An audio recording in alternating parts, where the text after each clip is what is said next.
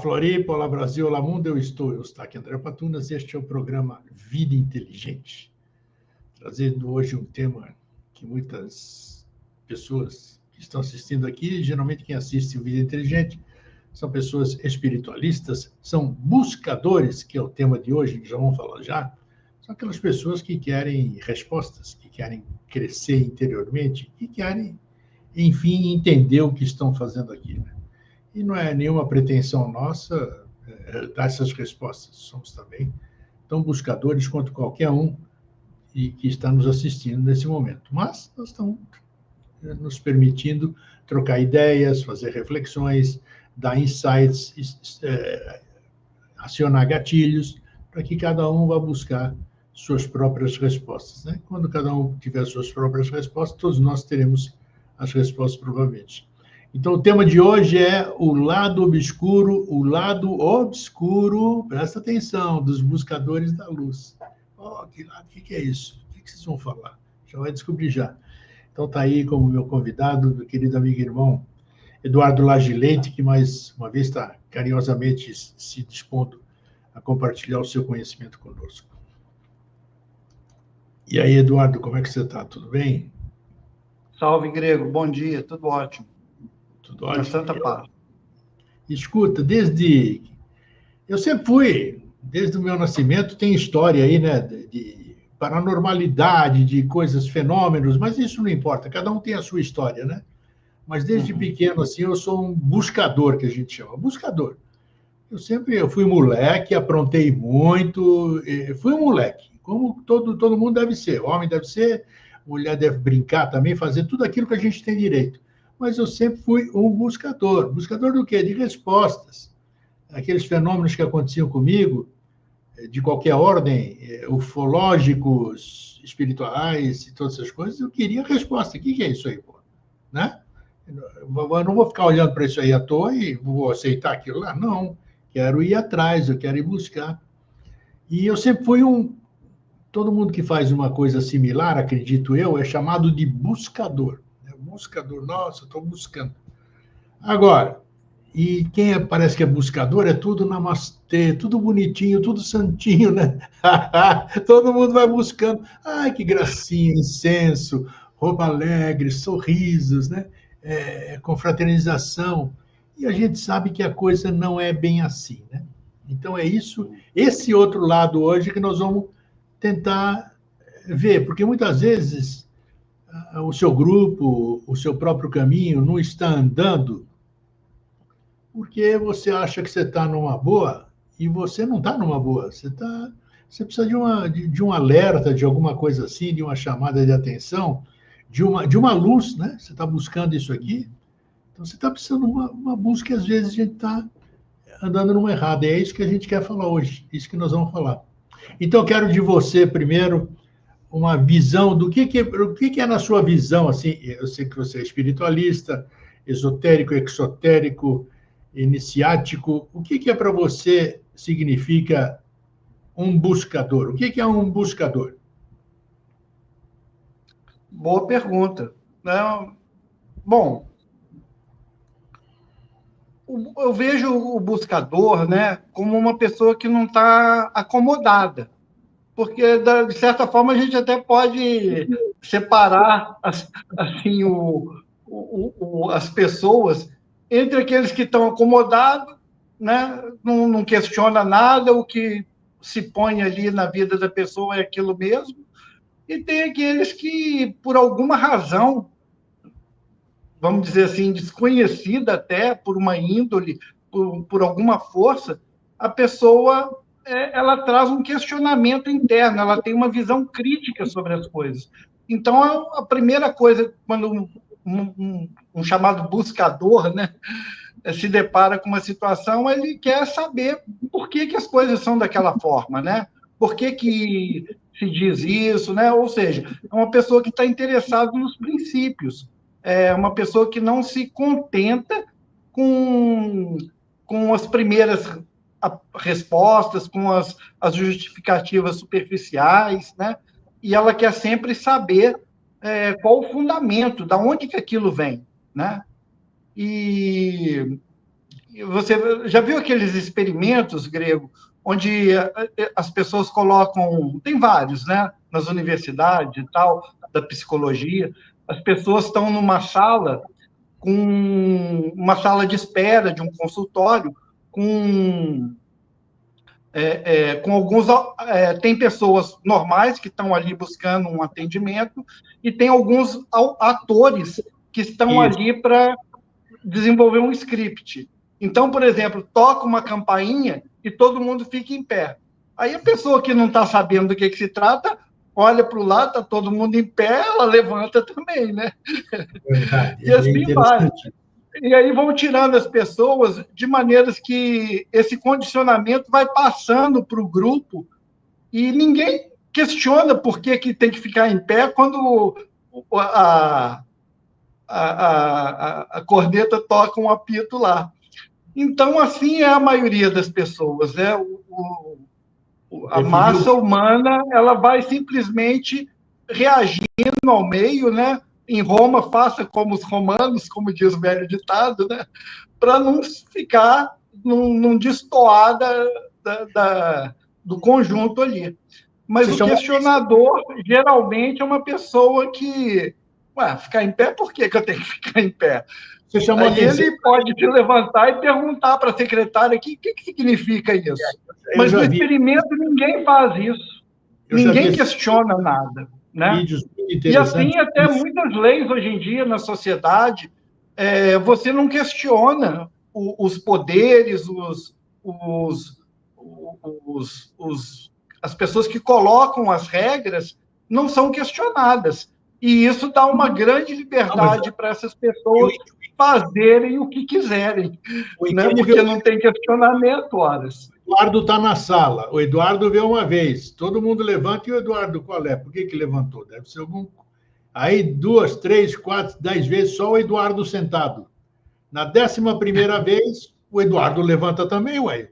Né? Então, nós somos induzidos a isso. A gente segue. Exatamente. Agora, você começou a falar uma coisa interessante e gostaria de fazer uma pergunta que eu já fiz para mim. Quem é que está certo? Isso é uma resposta difícil, mas só para a gente pensar, né? Quem é que está certo? Essas pessoas que se preocupam, que nem a gente, em buscar alguma coisa, respostas e tudo, ou essas pessoas que você falou no começo, levam a vida, rapaz, levam a vida, estudam, namoram, passeiam, viajam, e não estão nem aí, não estão nem aí. Oh, que dia lindo, e tudo isso aqui. Eu já questionei quem é que está certo nisso, porque parece que essas Eu pessoas. também, Você também, né? com Chegou certeza. a alguma conclusão ou não? Chegou a Olha, alguma. eu diria que sim. Eu vejo assim, sabe? Uma vez a gente gravou um programa sobre riqueza, prosperidade, né? Foi. E eu fiquei depois pensando a respeito, né, essas pessoas famosas, né, jogadores de futebol e tal, que tem aquela coleção de carros, né, que curtem a vida doidado e tal. Essas pessoas podem ser chamadas realmente de ricas ou elas estão, vamos dizer assim, desperdiçando o seu tempo de vida, fazendo escolhas erradas, quando elas podiam estar ajudando tantas pessoas a serem felizes também, ou pelo menos mitigar o sofrimento de quem sofre, de quem passa necessidade?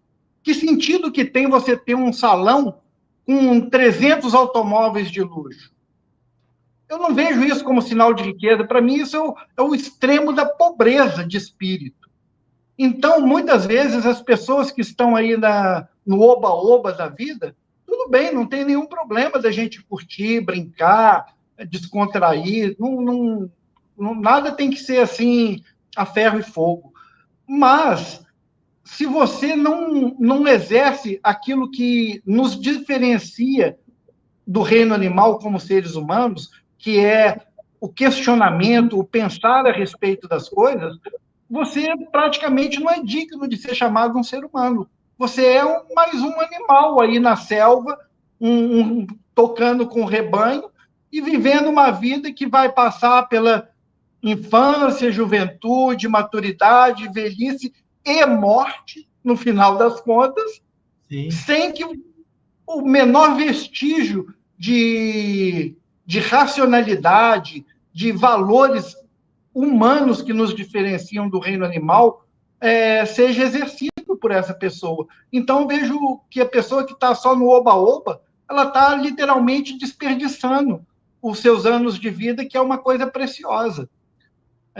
Se a pessoa não quiser entender, né, o que está acontecendo dentro de si, em torno de si, é uma vida fútil. Na melhor das hipóteses, é fútil. Então, não vejo isso como sentido de vida. Essas pessoas também, ao mesmo tempo, elas não pensam que nem a gente, né? Elas não têm a visão que nós temos. Elas não, eu acredito que muitas delas não sabem o que é uma busca, não sabem o que é. Por que esses caras aí estão se preocupando com isso, com aquilo? Não tem noção. Da mesma forma como muitos de nós não entendem por que essas pessoas não pensam em algo além dos prazeres, da vida material, de 500 carros, isso aqui, aquilo lá, né? Então, é uma liberdade de escolha, acredito que é interessante, mas que ajuda no tema do nosso programa hoje. Onde que nós pisamos na bola buscando a luz?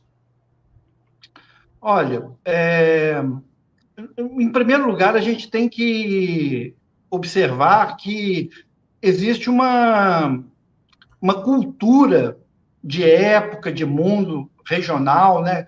Cada região do globo tem a sua cultura particular, cada época histórica tem a sua cultura particular, né? Aquilo que os especialistas chamam de espírito de uma época, né? E cada geração tem os seus valores, os seus modismos, mas a gente observa também que, no conjunto, né, assim, a nossa cultura não favorece esse questionamento. Vamos dizer assim, os que questionam geralmente são as ovelhas negras, são os rebeldes. Sim, são Porque mesmo. se você... Não é mesmo? Sim. Se você for ver o status quo, as coisas como são, elas induzem o ser humano a não questionar. Desde da família, passando pela escola, passando pelas formações profissionais, até o exercício efetivo das profissões, você não é estimulado a questionar nada, né? Então, você é condicionado, vamos dizer, a aceitar as coisas como são, fica na sua, faz o seu trabalho e bico fechado, porque senão você vai ter confusão, vai ter problema para o seu lado. Então, aqueles que realmente questionam as coisas são uma minoria. Agora, se não fosse essa minoria, a gente ainda estava na Idade da Pedra, porque toda a evolução que a civilização produziu, né, veio através de pessoas curiosas, pessoas interessadas, pessoas dispostas a questionar. Então, isso é o que produziu a evolução humana. Vamos dizer assim, essas pessoas, de certa forma, podem ser consideradas como a elite da evolução humana, que está sempre propondo algo novo. E as pessoas que são conservadoras reagem ao novo. Ninguém quer uma coisa nova. A gente quer ficar naquilo que já está estabelecido, que é confortável, que a gente conhece, que a gente domina, né? Então, isso é literalmente a disputa entre a inércia de ficar como está e a força motriz, né? Que tem até um nome isso daí na epistemologia, mas me fugiu agora. Essa força motriz é o que desestabiliza o status quo para produzir uma evolução, uma melhoria das coisas. Então, a gente tem que considerar tudo isso para fazer uma avaliação justa. E outra, segundo aí as estimativas, a maior parte da humanidade, das pessoas, vivem num estado de catalepsia, um estado de sonambulístico, que não tem a menor noção de valores humanísticos, espirituais, científicos, né? Então, é preciso uma força interna considerável para você desafiar tudo isso e propor questionamentos, né? Qual é a sua visão sobre luz, Eduardo? Luz. Nós somos buscadores da luz. É figurativo a luz, né? Nós somos, É, o inseto busca a luz, né? Enquanto onde não tem luz, não tem inseto também. Ele não vai lá, só vai atrás quando a luz está acesa, né? O que seria essa luz aí no sentido de que a gente busca? É iluminação que o budismo fala? O sim. que é essa luz? O que é essa luz? Alguns também chamam de despertar, né? Isso. Um desperto, uma pessoa que acordou para a vida, vamos dizer assim. Mas eu vejo esse termo, né, de luz, de iluminação, como um simbolismo da clareza, né? Se tiver luz, você consegue enxergar aonde que você está, consegue discernir o espaço onde você vive. Enquanto que num ambiente de escuridão, de penumbra, de obscuridade, você não enxerga nada, você é um cego, né? Então, muitas vezes, esse termo de iluminação diz respeito à pessoa que acendeu uma luz própria, uma chama, que pelo menos em torno de si ela começa a distinguir aonde que ela está. E aí ela pode dar passos seguros, porque ela está enxergando aonde está pondo os pés, vamos dizer assim, né? Ou abraçando um objeto. Agora, numa noite de breu, se você estiver num campo, numa fazenda, no mato, né? Numa época de lua nova, né? Que o céu não tem nenhuma luminosidade, você não enxerga um palmo na frente do nariz. E se você tiver que fazer alguma coisa em meio a essa escuridão e não tiver um fogo, uma lâmpada, uma vela, uma lanterna, você está ferrado. Então, eu vejo que a iluminação, ou pelo menos atingir um pouquinho de luz, né, é você ter uma capacidade de enxergar a realidade em torno de si. Basicamente, meu entendimento é esse. E por que a gente, essa busca, você acha que você falou dos animais, né? Os animais são puro instinto. Essa busca seria algo instintivo no ser humano? Ele sabe de alguma coisa, vamos dizer? Ele sabe que existe isso? Ele sabe não. Ele sente o ser dele, esse desconhecido que está dentro dele, sente que ele veio da luz, ou existe a luz e tudo isso aqui, e faz com que ele tente fazer essa conexão, digamos assim. Você acha que o ser humano ele sente a luz instintivamente? Olha, tá aí eu para te dizer a verdade, eu não sei responder a isso. Dá o seu Eu, ponto de vista. eu vejo que nós temos aí, hoje em dia, na humanidade, 8 bilhões de pessoas, né, no mundo, seres humanos, como a gente praticamente, né? Todo mundo tem 2 olhos, 2 orelhas, todo mundo está querendo sobreviver, todo mundo está buscando ser feliz de alguma forma, né? Isso. Mas existe uma variedade muito grande de nível de consciência das pessoas. Muito. Tem pessoas que realmente não estão nem aí para nada. São pessoas destituídas de qualquer valor moral, ético, né? São pessoas que pouco se diferenciam do reino animal no instinto de que tudo o que as move é um instinto de sobrevivência. E pelo instinto de sobrevivência, elas vão fazer qualquer coisa. Não vai ter um senso moral, não vai ter uma ética. Então, para essas pessoas, é preciso que tenham leis, né, que digam: olha, se você fizer isso, você vai pagar o preço, vai ser multado, vai ser autuado, vai ser preso. Né? Então, a pessoa se refreia ali, mas baseada no instinto de autopreservação. Sim. Tem Platão, né, clássico, naquele livro dele, Os Diálogos de Platão, tem um trecho lá que está reunido ali, eles faziam reuniões, né, naquela época em Atenas. Platão, que era um cara endinheirado, tinha uma situação boa, ele promovia simpósios, né? O que era um simpósio? Ele convidava os amigos para comer, beber, né, e conversar a respeito das questões importantes da vida. E num destes simpósios estava ele lá com Sócrates, que sempre estava presente, né? E o Platão tinha um irmão mais velho chamado Glauco. O Glauco era irmão mais velho de Platão, e num desses simpósios, que é relatado nos diálogos de Platão, o Glauco desafia Sócrates. O Glauco vai lá e dá uma cutucada no Sócrates sobre essa questão que a gente está conversando. Ele conta para a turma que estava ali reunida uma lenda antiga chamada o Anel de Giges.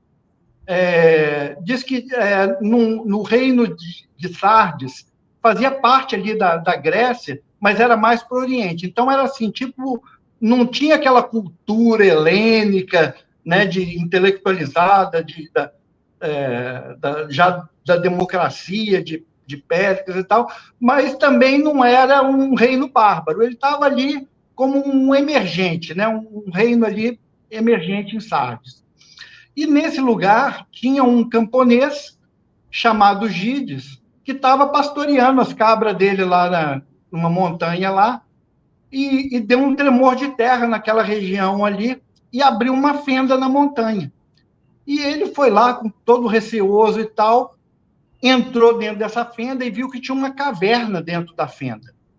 E dentro dessa caverna tinha um cavalo gigantesco, esculpido em bronze, um cavalo de bronze gigantesco, com janelas no corpo do cavalo, assim. A gente pode imaginar, até ele falou que era um cavalo, mas podia ser até uma nave, alguma coisa, né? Mas ele descreveu como um cavalo de bronze, quer dizer, de metal que brilhava, e com janelas nas laterais, né? E desceu lá com medo e tal, chegou lá dentro, entrou por uma dessas escotilhas dentro desse cavalo de bronze, e lá dentro ele encontrou o esqueleto de um homem, mas de proporções muito grandes, gigantescas. Um gigante. E na mão desse esqueleto tinha um anel.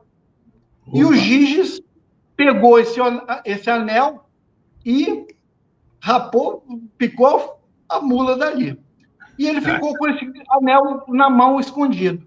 Até que um dia, lá na cidade dele, no vilarejo ali, teve uma reunião, uma assembleia dos criadores de cabra lá, dos pastores, né?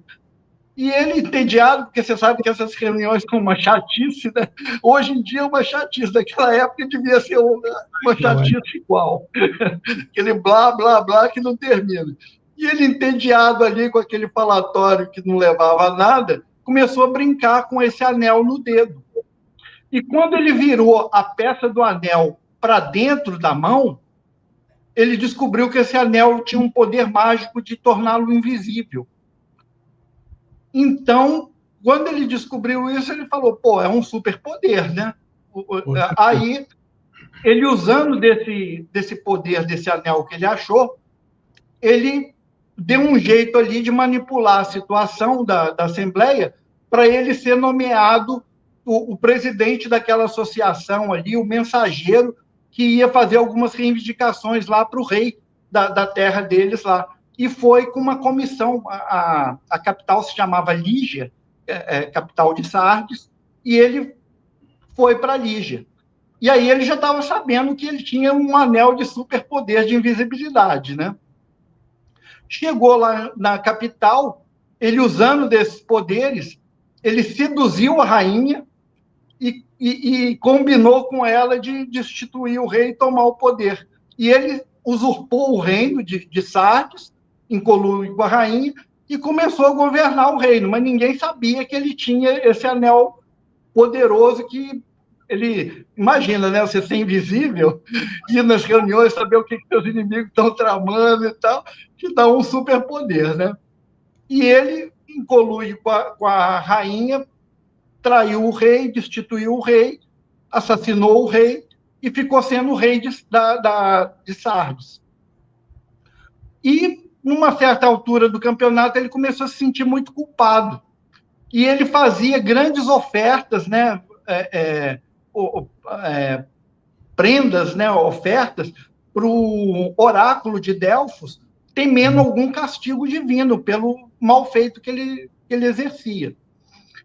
Bom, a questão é a seguinte: quando a gente fala desse anel, a gente lembra da mitologia do alemã, né, de Wagner, aquela ópera O Anel dos Nibelungos, que também era um anel que tinha poderes mágicos. O escritor Tolkien, né, autor do Senhor dos Anéis, que também passou esses filmes todos aí, que tinha um anel mágico também, que inclusive dava o poder de invisibilidade para quem o usasse, mas que tinha uma maldição naquele anel. Então, voltando lá para a República de Platão, o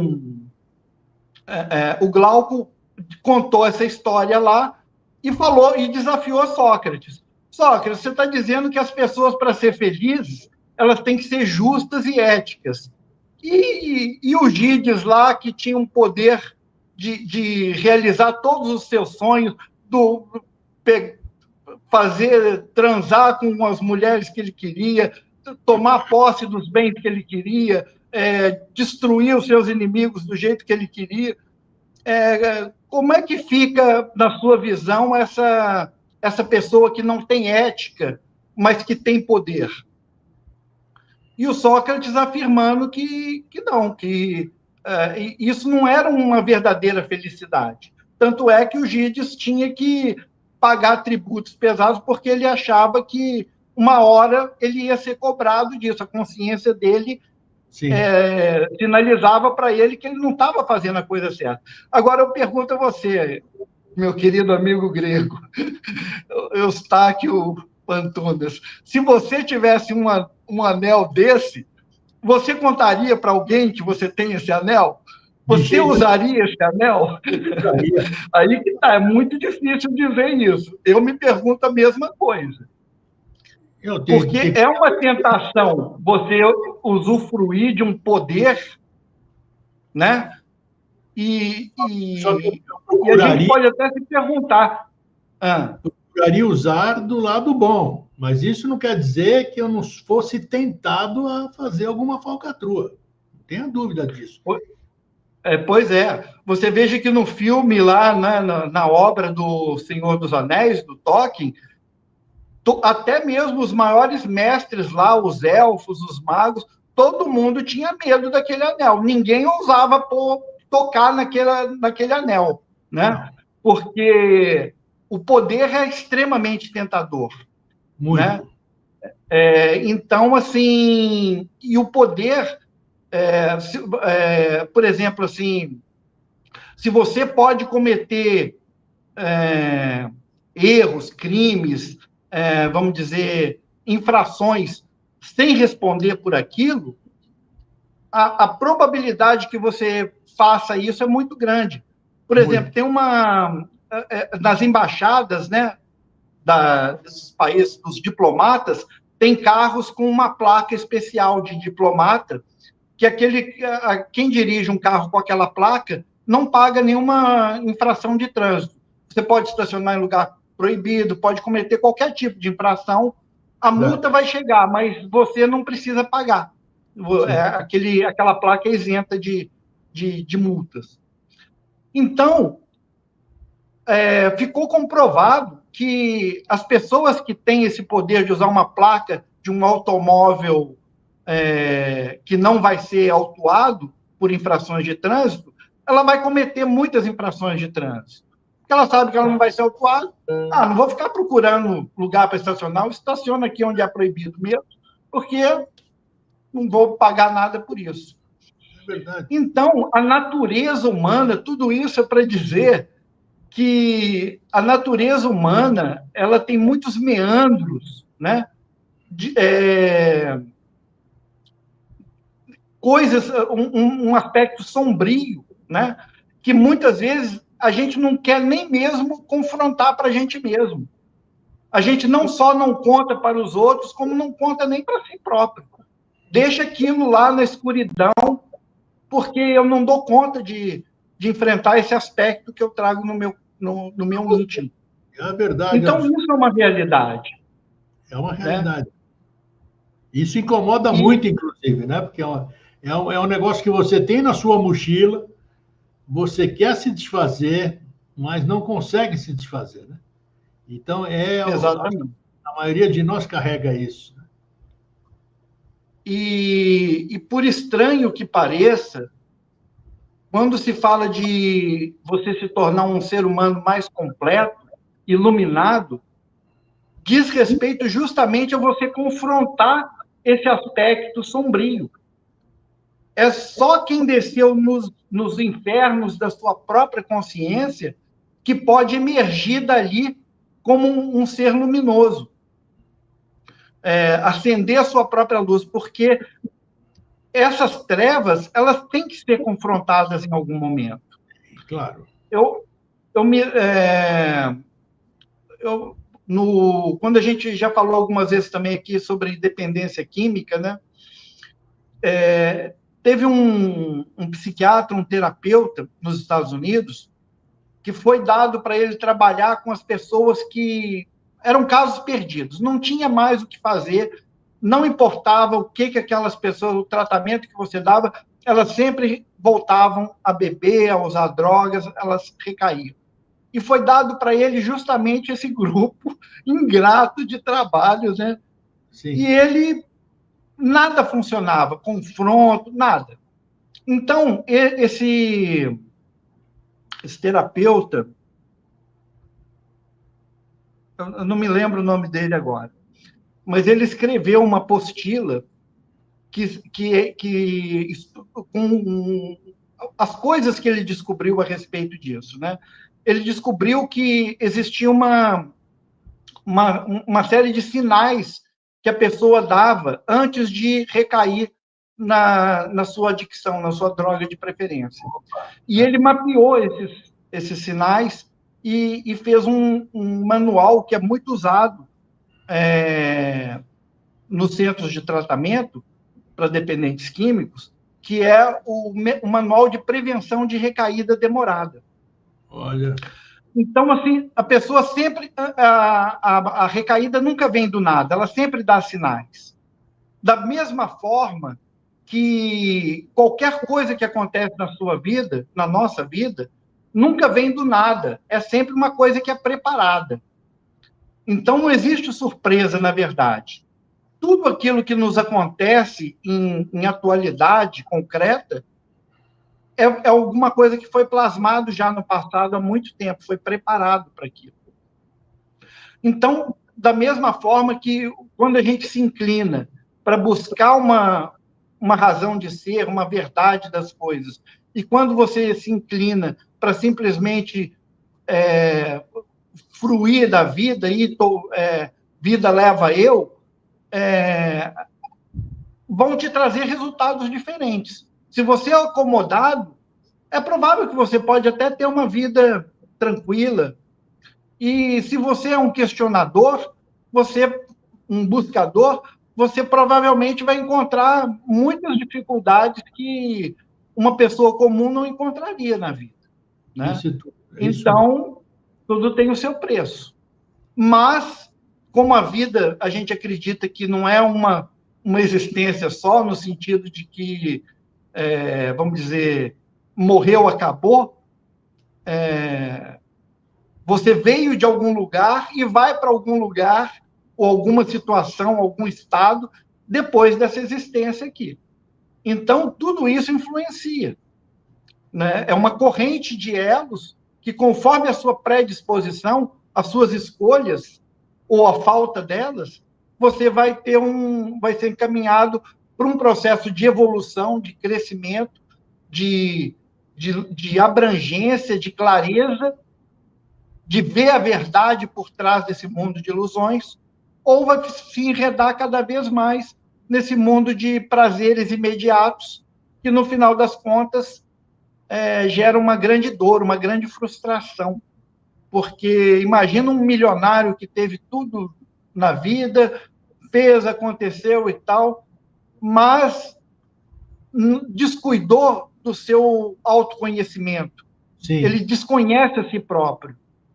Na verdade, a psicologia diz que todas essas estruturas de prazer que a gente usa é justamente para a gente se distrair e não aprofundar as questões íntimas que são incomodativas, né? Quando você começa a olhar para si próprio e para o mundo, você perde a sua tranquilidade, a sua ingenuidade, né? Tenho dúvida. A verdade é essa. Eu gostaria de, para quem não assistiu e me veio para fazer isso agora, as pessoas recebem mala direta do Vida Inteligente sobre o tema que a gente vai tratar, né? E a mala direta teve um conteúdo muito interessante que quem não recebe, eu gostaria de reproduzir aqui para chamar atenção para alguns pontos aí que a gente pode até tocar já daqui a pouquinho. Ao buscar um caminho de desenvolvimento espiritual, muitas vezes somos envolvidos por uma série de auto-enganos que criam uma distorção da realidade, desviando sem o que o percebamos. Muitas vezes somos direcionados para um caminho oposto ao que pretendíamos. Entre aqueles que se dedicam a cultivar uma vida iluminada por nobres valores espirituais, acontece de surgir certos comportamentos disfuncionais e problemáticos que acabam por arrastar muitos homens e mulheres bem intencionados, presta atenção, ao fanatismo, ao dogma, à idolatria e a todo tipo de ilusão funesta que concorre para sua queda moral e degradação da inteligência e da ética. Não raro, aquilo que começa com um belo anseio pela verdade e pela justiça, olha que maravilhoso esse texto, se degrada em autoritarismo e equívocos fatais. Nessa reflexão de hoje, nós vamos abordar esses mecanismos aqui que a gente está abordando. Então, vejam só quantas nuances nós temos aqui para a gente tropeçar, quantas coisas no caminho, né? Sim. O que está nesse conteúdo é muito importante, realmente, chamar a atenção que a gente acha que está no bom caminho, mas não é nada disso. A gente de repente se desvia para uma idolatria, se desvia para uma tentação, para uma série de coisas, e aí todo o trabalho que a gente levou um monte de tempo para construir, por causa de um tijolinho mal colocado, desaba tudo aquilo. E temos que recomeçar. Olha, agora você tocou no ponto X da questão aí, que é as pessoas que realmente, honestamente, buscam esse autoconhecimento, ela vai se deparar com muitos desafios. Não é aquela coisa do oba-oba dos abraçadores de árvore, né? Paz, harmonia, alegria e deixa a vida... Não é isso. A partir do momento que a pessoa se propõe um trabalho sério de autoconhecimento, ela vai ser confrontada com duras realidades. E ela vai ter que fazer uso da sua inteligência, da sabedoria, de todos os recursos. E talvez nem mesmo com tudo isso ela dê conta de superar a sua sombra. Então, é preciso que essa pessoa tenha uma ajuda extra. Os budistas falam em força interna e força externa. A força interna é aquilo que você traz com você, suas capacidades.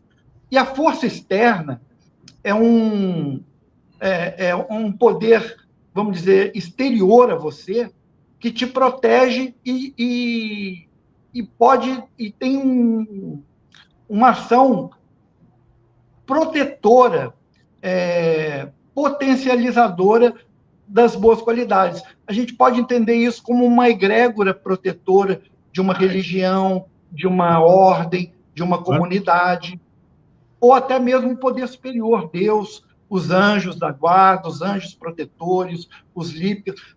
Existe toda uma comunidade espiritual para ajudar o ser humano. A gente não está sozinho nesse mundo, né? Embora existam aqueles momentos da noite negra da alma em que a gente se sente sozinho. Então, é o momento de você invocar essa ajuda externa, como Jesus fez no Gólgota, Pai, né? A fonte divina, que a gente precisa estar o tempo todo buscando, se conectando, ajustando essa interação, essa conexão, porque apenas os recursos que a gente traz, muitas vezes, não é suficiente para confrontar o nosso antagonista. O antagonista vamos dizer, aquilo que o dragão do umbral. Na verdade, existem dois dragões do umbral, né?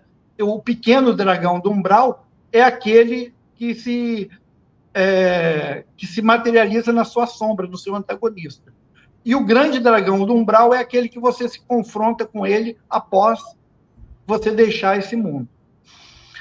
Mas ele chama-se dragão ou guardião, né? A gente fala de dragão porque a forma que essa entidade assume, muitas vezes pode ser assustadora. Mas, na verdade, ele é um guardião do umbral, que é o quê? Uma passagem. Para você passar de um estágio para outro, tem esse portal protegido. Lá dentro não vai entrar quem está carregado de mazelas e questões mal resolvidas. Então, primeiro, a gente tem que resolver as nossas questões. Você está falando exatamente, era o gancho que eu queria, que você já falou antes. Essa questão das egrégoras, você falou, cada um se sustenta na sua. Agora, e nós entramos no lado obscuro. Onde é que está o lado obscuro do buscador da luz, que eu digo? O buscador vai lá, ele busca a egrégora dele, e dentro do desequilíbrio dele, ou ele começa a idolatrar, ou começa a fanatizar, ou começa a levar as tranqueiras de fora da vida dele para dentro daquela egrégora. O que ele acaba fazendo? Ele acaba demolindo e prejudicando toda essa egrégora, colocando abaixo, vamos dizer, tudo isso aqui. Então, essa que a gente fala muito sobre essas duas palavrinhas, três palavrinhas mágicas, vigilância dos sentidos, ou então vigiar e orar, são três também palavras aí. A gente tem que estar sempre vigiando, onde quer que a gente esteja. Não é porque eu entro numa igreja que eu sou santo ou que tudo que está lá dentro é santo, caramba. É isso que as pessoas têm que dar conta, né? Você está com o sapato sujo, você não tirou o sapato, aquela roupa, você sabe onde é que você andou. Então, esse cuidado que a gente tem que tomar. E esse é o nosso lado obscuro, porque a gente não observa, a gente quer alcançar alguma coisa, quer entrar num centro cirúrgico sem estar paramentado de acordo, né? Sem estar lavado, não sei o que sei. Não dá. O que você vai? Você está propenso a levar coisas ruins lá. Então, por isso que tem essas regras do autoconhecimento, elas são muito importantes. Porque no processo de iniciação, de busca, quando a pessoa encontrou um caminho de espiritualidade para seguir,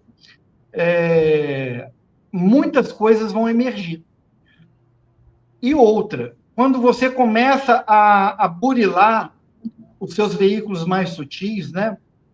A sua alma, o seu intelecto, a sua própria vitalidade, a sanidade da nossa alma, uma boa parte desse trabalho a gente vai usar de uma energia que normalmente nos protege.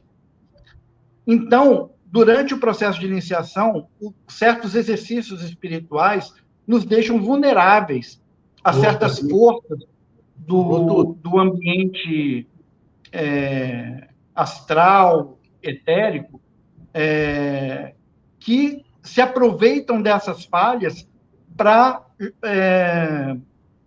se introduzirem na nossa alma, e é aquilo que o professor Henrique fala no verdadeiro caminho da iniciação. A pessoa começa a ter devaneios e perturbações psicológicas, psíquicas, que até então nunca tinham se manifestado. A pessoa era uma pessoa normal, de bem, e de repente ela começa a ter ímpetos de orgulho, de grandeza, de avareza, de sexualidade, de uma série de coisas que antes não se manifestavam. Bem lembrado. E é muito importante que a pessoa, principalmente durante o sono. Por isso é que os iniciados, quando estão fazendo certos exercícios espirituais, certas yogas, eles precisam ter um cuidado especial com o seu sono, com o seu ambiente doméstico, onde a pessoa dorme, vive, trabalha, para que, e principalmente com a sua disposição de caráter. E, para isso, ela precisa estar fazendo o tempo todo um inventário moral de si própria. É ver aquilo que ela não quer ver. Uma vez, Grego, eu estava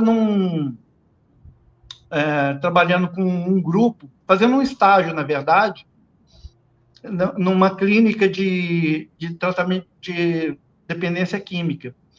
E estavam ali os terapeutas com uma pessoa para fazer aquilo que é chamado no AA de 4º e 5º passos, dos 12 passos de Alcoólicos Anônimos. O 4º passo significa você fazer um minucioso e destemido inventário moral da sua própria vida. Olha. Não é fácil. Claro que... É ver quem que você prejudicou. Em primeiro lugar, como você se prejudicou, como prejudicou sua família, como prejudicou o seu trabalho, como que prejudicou as pessoas em volta, os seus amigos. E depois você tem que relatar isso para um grupo de pessoas. E olha, rapaz, você treme, você tem indigestão, você perde o sono, você tem que estar num ambiente protegido para fazer isso. Tenha dúvida. E eu escutando lá o que uma senhora estava falando, uma senhora, mãe de família, sabe assim, quando eu escutei o inventário dela, eu fiquei assustadíssimo com tudo que ela estava relatando, que eu nunca podia imaginar. E os terapeutas que estavam coordenando isso não aceitaram. Falou, olha, você tem muito mais coisa aí para você colocar nesse seu inventário aí. Você tem que falar daquilo que sangra, que dói, que você tem vergonha de falar até para si mesmo. E eu peguei essas palavras para mim, quando eu tive a oportunidade de fazer esse processo eu mesmo, eu usei muito de buscar aquilo que dói, que sangra, que a gente não quer ver. Uma vez eu fiz um trabalho que se chama Naikan. É feito na Escola Science, em Jaguariúna, São Paulo, no Brasil. Naikan, em japonês, significa olhar a si próprio, olhar fundo a si mesmo. É uma tecnologia budista, mas que foi socializado e hoje em dia é muito usado no Japão, em prisões, em hospitais, em centros de reabilitação. Você fica uma semana fechado, incomunicável, só lembrando de tudo que você se lembra. Em primeiro lugar, a sua mãe, depois do seu pai, e depois de outras pessoas que fazem parte da sua vida. Então, é impressionante como é que emerge coisa que você não lembrava. Você não tinha nem noção de que você tinha vivido aquilo com 3, 4 anos de idade, às vezes até com 2 anos de idade. E simplesmente você tem que escrever num papel, você passa o dia inteiro lembrando e escrevendo. E depois você é chamado por uma pessoa para relatar. E essa pessoa te faz uma simples pergunta. O que você fez para essa pessoa e o que ela fez para você? Não de coisas abstratas, mas concretas. Eu dei de presente, eu xinguei, eu bati, essa pessoa me alimentou, trocou minha fralda, cuidou de mim. Então, esse trabalho de Naikan também é um trabalho de mergulho profundo nas suas memórias íntimas, para que dali você renasça de uma maneira muito mais, vamos dizer assim, humilde, né? Porque se tem uma coisa que a iniciação verdadeira tem que propor para o buscador da luz, é uma humildade autêntica, né? Por isso que se diz, despertar espiritual é a pessoa tirar de si todo assomo de malícia. Você volta a ser uma criança. Não uma criança no sentido de ingenuidade, mas uma criança no sentido de que você tirou todo aquele veneno, aquela craca, aqueles cadáveres que você carregou nas costas a vida toda e soltou aquilo. Então, ali você vai poder entrar no santuário de uma maneira muito mais leve, muito mais autêntica. Então, é isso que produz o fenômeno da iluminação, de ver claro, de se tornar um clarividente. Ou seja, você vai ver a sua vida de maneira clara e evidente, e não em cima das alucinações, dos mecanismos de defesa do ego que você criou a sua vida toda. Você falou, você está falando, trabalho. É simples, mas não é fácil. Não é fácil. Não. Você abrir... Eu digo o seguinte, meu amigo, não é fácil e não é difícil.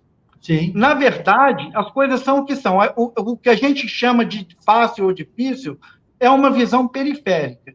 É aquele negócio, tem certas coisas que você faz e que você já fez, muitas coisas, que você pode considerar difícil. Uma outra pessoa pode achar que não é difícil para ela. Mas esses termos de facilidade ou de dificuldade é muito relativo. Simplesmente é o seguinte, chega um momento na vida que você tem que fazer o que precisa ser feito. Simplesmente isso. E se você vai fazer isso mordendo uma corrente, amaldiçoando a vida, ou se você vai fazer isso assobiando e louvando a Deus e dizendo muito obrigado, Senhor, vai da sua escolha. O que você, para a gente entrar na reta final, o que você recomenda? Eu sou, você vai dizer pela sua mente, pela sua cabeça, o que você recomenda para quem está nos assistindo e que é um buscador da luz? Se você pudesse passar a sua experiência, o seu ponto de vista, da sua larga vivência também, você não é um garoto, você é um homem já vivido, o que você tem a dizer para essas pessoas que estão nos assistindo? Olha, existe um mecanismo que influencia muito poderosamente a nossa vida. Todos nós temos crenças básicas sobre as coisas todas. E essas crenças básicas são muito profundas, muito arraigadas e quase que subconscientes, vamos dizer assim. A gente não se dá conta das nossas verdadeiras crenças. Eu acredito que a vida é assim, que a coisa é assada. Essas crenças, elas acabam por influenciar os nossos pensamentos, a nossa maneira de pensar. Então, a gente pensa de acordo com as nossas crenças. E, de acordo com o que a gente pensa, a gente sente. Porque, se você pensar numa coisa, você vai influenciar a sua sensibilidade, os seus sentidos, as suas sensações sobre aquilo.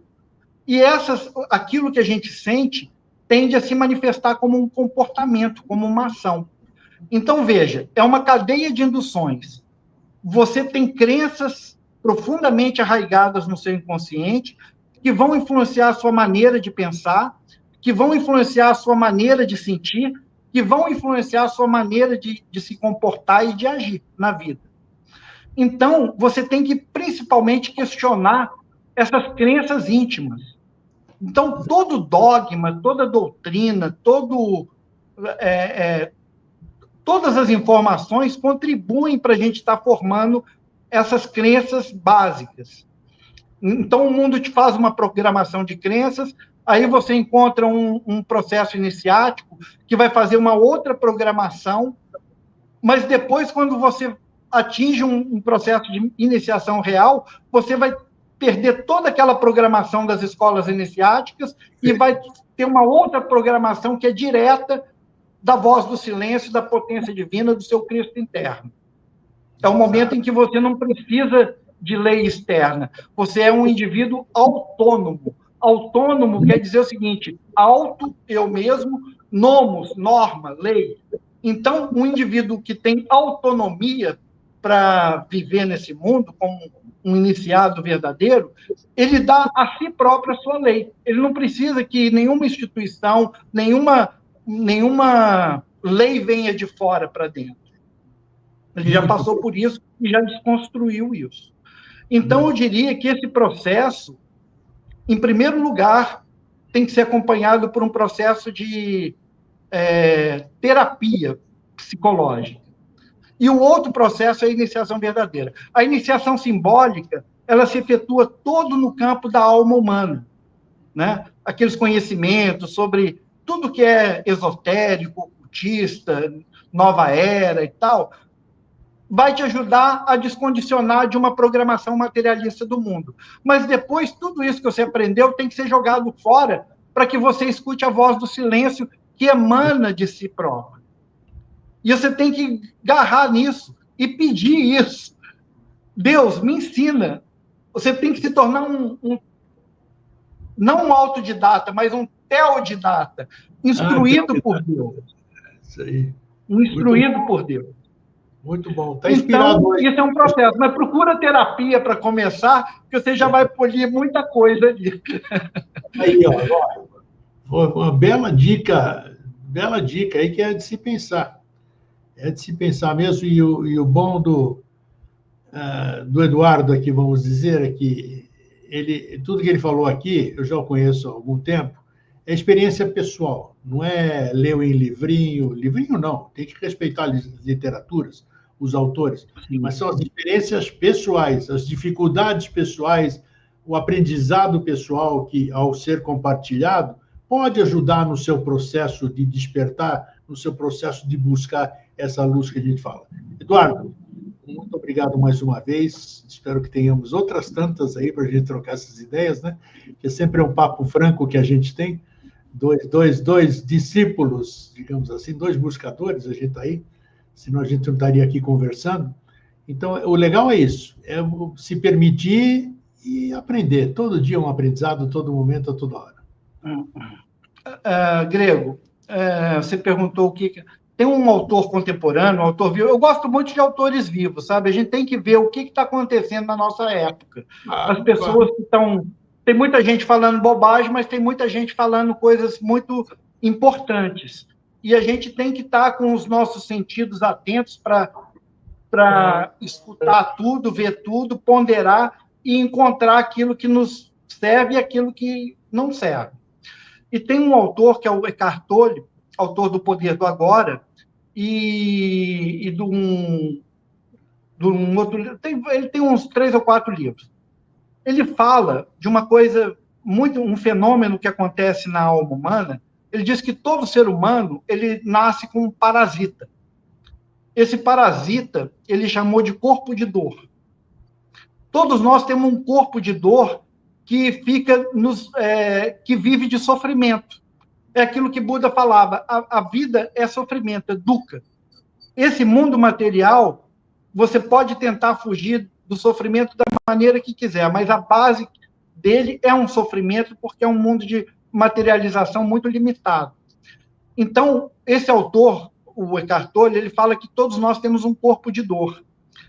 E uma vez, eu sempre, quando fazia meditação, várias vezes, esse conceito dele me ajudou muito no seguinte sentido.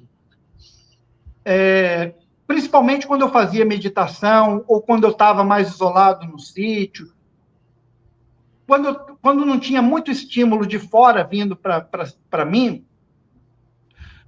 começavam a emergir do meu inconsciente memórias de filmes, de cenas, de situações reais ou fictícias, de humilhação, de constrangimento, de sofrimento, de dor, de tortura. E eu ficava mas de onde que vem isso, né? Um dia, eu estava tomando banho e começou a vir essas memórias. Memória de um filme que eu assisti quando eu tinha 6 anos de idade na televisão, mas que era uma coisa torpe, feia. Eu falei, caramba, de onde vem isso? Todos nós temos um corpo de dor que vive de sofrimento. E se a gente não alimentar esse corpo de dor com sofrimento, com dor, com amargura, com sentimentos baixos, ele morre. Mas esse parasita, ele não quer morrer. Ele vai ficar te instigando a ter maus pensamentos, a cultivar antagonismos e problemas, porque ele vive de problema. Então, um dia, eu tomando banho, eu falei, quem desperta esses sentimentos e essas memórias em mim é o meu corpo de dor. Eu falei, danado, nunca mais eu vou te alimentar com essas bobagens.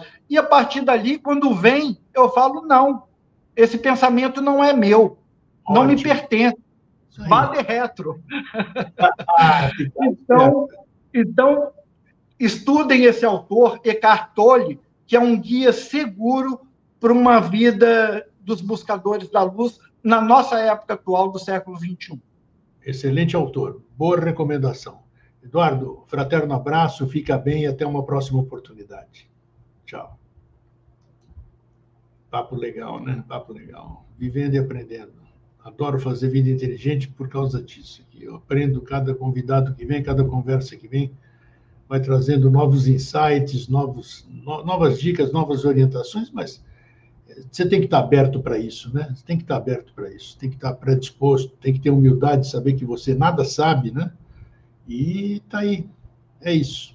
Cada um no seu processo, cada um no seu momento, e é isso aí. Fraterno abraço, feliz sempre, até a semana que vem. Tchau.